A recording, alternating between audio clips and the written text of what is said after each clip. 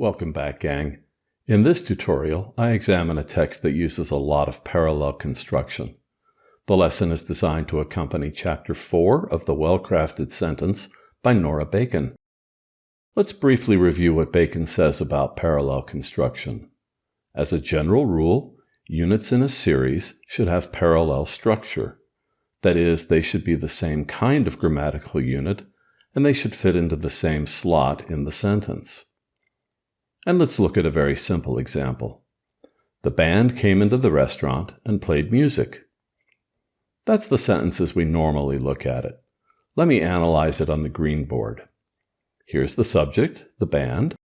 Here's a verb phrase, came into the restaurant. The verb came uses the active voice. It's in the simple past tense. Next, we have the conjunction and. That's how we know we're looking at a series. And it's followed by a second verb phrase, played music. Like the first verb phrase, this one uses the active voice and the simple past tense. So it meets Bacon's basic requirements. We have two units in a coordinated series, and the verbs, came and played, are the same kind of grammatical unit. So why use parallel construction? Very simply, a passage that does so is easier to read than one that does not. This is especially the case when a sentence is long and complicated. When similar ideas are phrased in a similar way, the brain uses the same resources to process the ideas. It doesn't have to start from scratch every time it encounters a new kind of grammatical unit. This might be hard to believe when you read a simple example, so we'll spend the rest of the tutorial examining a more complicated example. But before we do, let me clarify something else. Many of my students are concerned that Bacon's examples in Chapter 4 are all taken from very literary sources, and they are. Students get the idea that parallel construction must be limited to artistic writing, so they treat the strategy with some skepticism. They think, it's not for me. One of my goals in this tutorial is to show you that parallel construction is actually quite common in all kinds of writing. I have deliberately chosen to examine a passage that I found in a book written by economists who specialize in higher education. It's a rigorous book with many graphs, tables, and equations, as well as hundreds of references. You would never call it artistic, but it is carefully written. Here's the passage now. Please pause the video long enough to read it and look for structures that seem to be parallel. Are you ready? I'll begin with this early modifier in sentence 1. I'll highlight it here so you can see it in context, and I'll analyze it here. It begins with a prepositional phrase, from the perspective of. And then it lists 3 units in a series. They are conveniently separated by commas. That's often the case, especially when a series contains 3 or more units. Here they are: parents, college admissions officers, and higher education policymakers. If the passage follows Bacon's guidelines, the different units should have the same grammatical function. The first one is simple, parents. What kind of unit is it? It's a noun. To simplify matters, I'll call it a noun phrase. Are the next 2 units noun phrases? Yes, they are. The head noun of the second one is officers, and the head noun of the third is makers. So what we see is a series of 3 noun phrases. They're all objects of the preposition of. It seems obvious when we look at the published sentence. It's only logical, right? But when the authors first composed the sentence, it might not have been a series at all.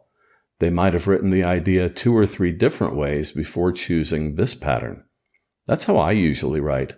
I don't usually realize that my ideas might be parallel until I see some words on the screen for a few moments. Then I think something like, oh, I could make that into a series. And that really simplifies my job after that. Since we're here, let me add another useful piece of advice. And that is to carefully consider the way you order the units in a series. What comes first? What comes second? You might have many competing interests. For example, you might want to organize a series of elements in order of their importance, or you might want to organize them chronologically. But sometimes there might not be an obvious reason for ordering them one way or another. If this happens, Williams and Bishop recommend a very simple pattern. Order them from the shortest to the longest. It just sounds better for some reason. Okay, let's move on to the next example. Can seem irrational and beyond the scope of reason. It begins with can seem, and then we find two units coordinated by the conjunction and. They are irrational and beyond the scope of reason. The first unit, irrational, is a complement because it's required to complete the meaning of seem. The second unit does the same thing. It completes the meaning of seem. Grammatically, they're a little different. That's why it's useful to ask, can they fill the same slot? Not, do they look exactly the same? Let's move on to the next highlighted passage. Students who do not even take the necessary steps to prepare for going to college, much less apply for admission, or ultimately enroll in a college or university. As I analyze it, I'll strip it down to the bare basics. We'll begin with a relative pronoun and the auxiliary verb phrase do not. And then we have a series of verbs that can all follow do not: take, apply, and enroll. This is a good example of a passage that benefits a lot from parallel construction. As you can see, it contains three different ideas. If they were all phrased differently, it might be very hard to follow the logic. Try to imagine what the sentence would look like if one of these actions was described passively and maybe another was hidden inside a nominalization. Next, let's look at the way parallel construction can help readers perceive the relationship between two separate sentences.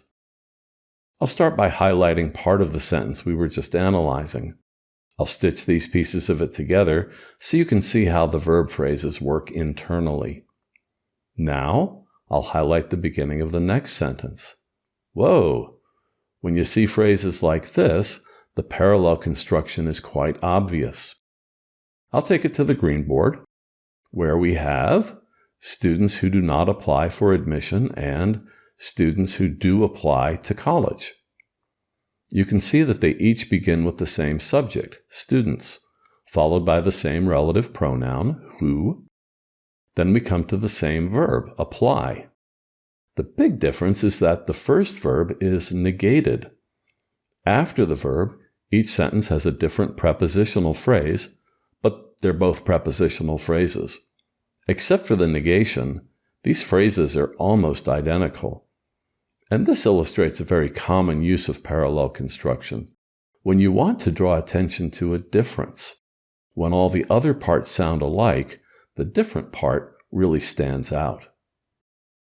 Let's look at our final specimen, such as the amenities in the student union, the availability of wireless internet services in the dormitories, and the win-loss record of the basketball team. The phrase such as introduces a series. This is a very common pattern in academic writing. We frequently need to provide a short list of examples, and the phrase such as is ideally suited to that. Not surprisingly, the units in this series play the same grammatical roles. Each unit is a noun phrase. They each begin with an article, the, attached to a noun, and each of those units is followed by a prepositional phrase. And the result is this. The sentence contains a lot of information, but most readers will not be overwhelmed by it because the information comes packaged in three units that look and sound very similar. The similarity lets the brain process the information with the least amount of effort. So what have you learned? First, parallel construction is not limited to artistic texts like autobiographies and political speeches. It's common in academic writing as well. Second, parallel construction serves a very important purpose. Yes, it can be very pretty, but it can also help your readers to understand your ideas. This is especially important when the ideas get complicated and the sentences get long. So here are a few thoughts about actually using parallel construction. Be alert to opportunities for it. If you're writing about a series of ideas, ask yourself if you can apply the same grammatical pattern to each idea. The series might be in the same sentence, or it might be in 2 or more sentences. You don't need to use a lot of grammatical terminology when you write. You only need to recognize that certain words are like other words. If you use a word that ends in ing and you think you might want to write a parallel series, you just need to think, I need another word that ends in ing. Okay, that's it. Thanks for watching. Say what you mean.